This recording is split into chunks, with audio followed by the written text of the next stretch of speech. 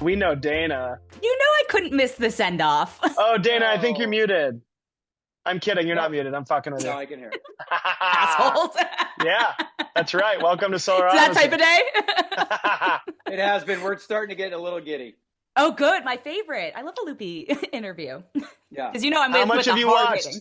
Have All you of seen it all? You saw it all. Not only did I watch it all, I just had gum surgery, and so I went back and watched 1 through 6 because I was like, I'm laid up in bed. Guess what we're doing? Let's We're go. so If there's- opposite. Listen, I hope they give you good drugs for gum surgery because we're the perfect show to watch on. We're the perfect show to binge on gum surgery drugs. I'm not saying that wasn't part of the logic involved in I like that. binging Hulu, if from you're gum. listening, I want that to be the billboard. The perfect We But got those the gum even- surgery show.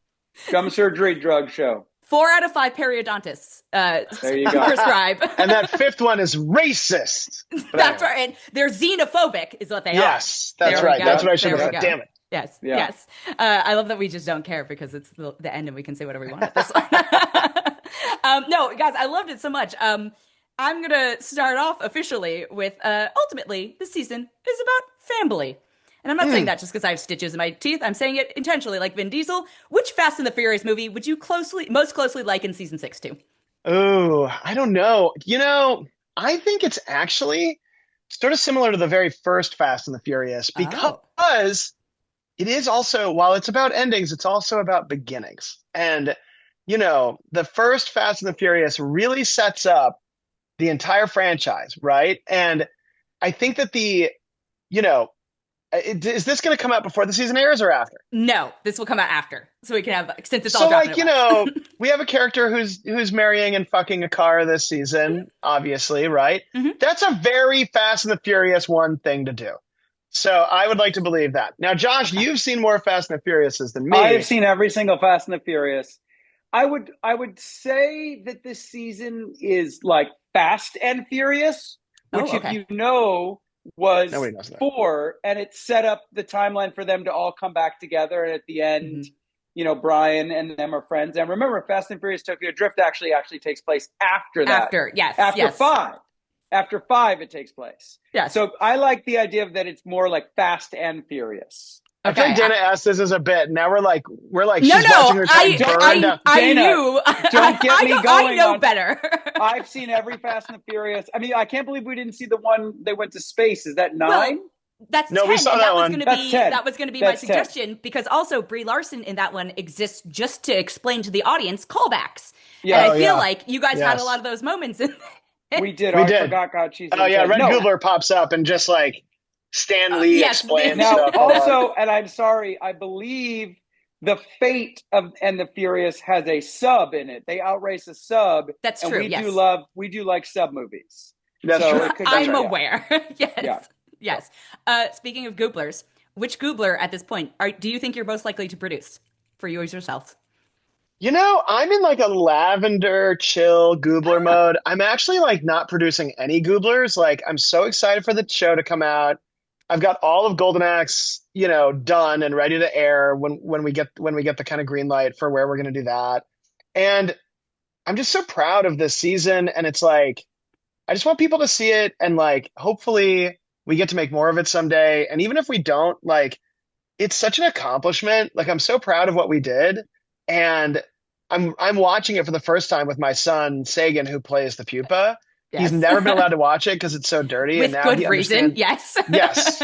And now he understands the concept of this is a TV thing, not a repeated school thing. And so I'm getting to relive it at the same time as him, which has been really cool. I would say that I'm Kimmy Gibbler Goobler, Mhm, if mhm. she was doing a lot of cocaine. I'm very stressed right now. Not a stress Goobler. I like the Kimmy Gibbler, but probably she's doing a lot of cocaine. Okay, it's Yeah, I see channeling through the Kimmy Yeah. filter. Okay. I see Yeah. All that. right. Yeah. What is the one sci-fi object or creation, ray gun, etc., from the series you would like in real life? Oh my God. I know exactly what I mean- would say. What are you saying? Retrace your stepilizer. I'm always But thinking you about can only places I've touch been. stuff with the retouch your know. stuffalizer. But I Stick. retrace your stepilizer, or the vests are the retrace your stepilizers, right? The No, time that's the travel vests. shoes. The vest Oh, is yeah, a the different shoes. thing we made. Then the The- time travel vests. I would go with the rad awesome terrific ray, but not the rat ray Because I think being able to zap people into being rad, awesome, and terrific would be cool. Yes, I mean, zapping people into giant rodents, potentially useful. We don't know. That's true. There's a couple people in the world that I would like to zap with that rodent ray right about now. You and me both. Yeah. Where would you rank your maturity levels at right now? Oh, good question. Out of 10, I would say I'm like solidly at an 8 these days. Yeah, I'm more mature than usual, which is annoying. Are you taking what my dentist gave me? Is that what's happening? No, but I got my night guard adjusted this morning. Like I have to get my night guard adjusted. It is giving me a headache. Dude, you got to get the night guard adjusted. You got to get to an 8 like me. Oh my God, I literally just said my night guard is I took cash to pay for parking. I did all the stuff that Terry can't do. Wow. On my own. Wow. This is like enlightenment level. Sometimes if I go, like I got my flu shot yesterday and because I believe in vaccines, and I called my mom to brag that I got it because a part of me just needed to tell her that I did an adult thing without being told to do it. That's where I am. Okay. I'm so proud of you, Mike. I'm proud of you for the show and also for getting your vaccine. I waver between a 2 and a 9 every day. Okay. I have 9 moments. You contain multitudes. That's a big swing. I'm a dad. I have 9 moments where I'm dealing with dad shit and dealing with being in a family, married, and all that stuff shit. And then I definitely have 2 moments for sure. Okay. I see that. Fast and Furious. Too fast, too furious. Too mature. Yeah. Too fast, too furious. I have had to break down in the writer's room, I believe, when we were actually in person. I think I broke, and this is like when there was only like 6 or 7 Fast and Furious. I had to break down for everybody what the actual order is because it's very important. And they did something very revolutionary and ballsy by doing what they did. Okay. In the Fast and Furious, does somebody ultimately fuck a car, or is that only in our show? That's only in our show. We haven't seen the last one yet. I'm just saying they could be inspired by your. It has a part 2. Yeah, that's true. My favorite thing about 9 or I guess 10 is that The Rock and Vin Diesel are literally never in a scene together. 10. It's 10 until the very end on the rooftop, and it's clearly they spent all the CGI money on making sure they look like they were both on the rooftop together, but they clearly won't. Like even when they're at the big table and Vin Diesel is me familiaring it and holding up the Coronas. They only shoot a single of The Rock at the other end of the table. What are we doing right now? Sorry, we're living our fast dreams. They are giving me the wrap it up, but I have to know. Get one more question. Last question is we got to give her 2 questions, guys. Come on, please. Come on. Okay, you guys are too kind. Does peanut butter belong in the fridge?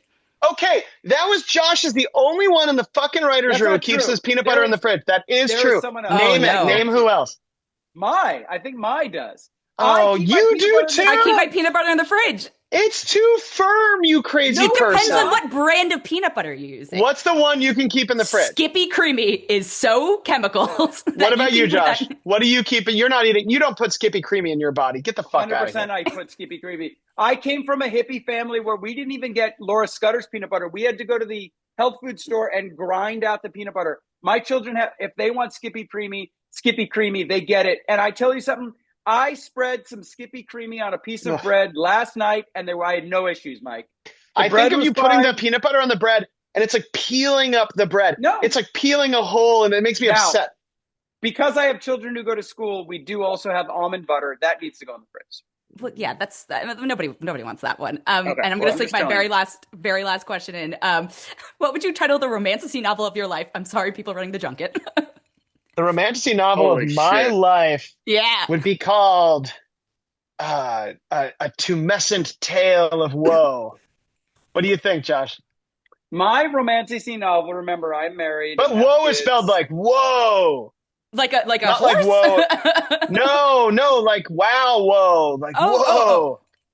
WHOA. Got it. Yes. Mine would be a sexy tale of naps and car rides. Yours would be called the Meg 3.